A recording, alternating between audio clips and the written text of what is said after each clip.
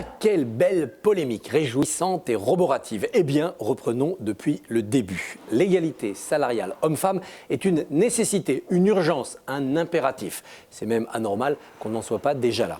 Deuxièmement, dire que l'égalité salariale homme-femme, par augmentation des femmes, légitime et nécessaire, financerait la retraite à 60 ans, c'est faux. Jean-Luc Mélenchon a tort, c'est faux. Pourquoi ?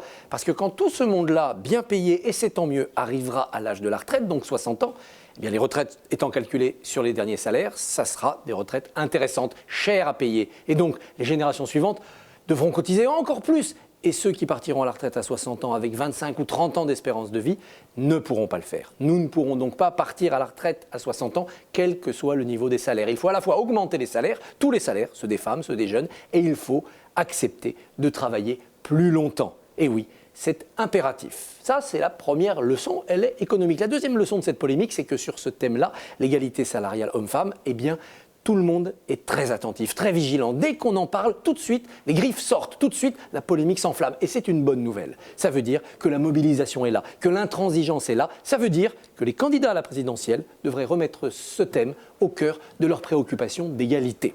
Troisième leçon, Mélenchon est décidément très habile, mais très démago, puisqu'il met une idée impossible, la retraite à 60 ans, dans une idée nécessaire, encapsulée dans l'égalité salariale homme-femme. Et il fait passer le tout comme une pilule, sauf que la retraite à 60 ans, une fois de plus, ce n'est pas possible et d'ailleurs, ce n'est pas souhaitable. On est en forme à 60 ans, il faut pouvoir continuer à travailler plus longtemps, sauf bien sûr les métiers les plus pénibles. Alors là oui, sur les métiers très difficiles, il faut pouvoir partir à 60 ans. Il serait bon d'ailleurs d'épargner ces métiers aux femmes pendant leur carrière. Et dernière leçon, les réseaux sociaux ne sont pas encore un média très mature, ça part dans tous les sens. Il y a ceux qui argumentent, il y a ceux qui en profitent pour se déchaîner. Il y a évidemment une expérience à acquérir, une amélioration à apporter au fonctionnement des réseaux sociaux. Mais ça prendra peut-être encore plus de temps que l'égalité salariale homme-femme.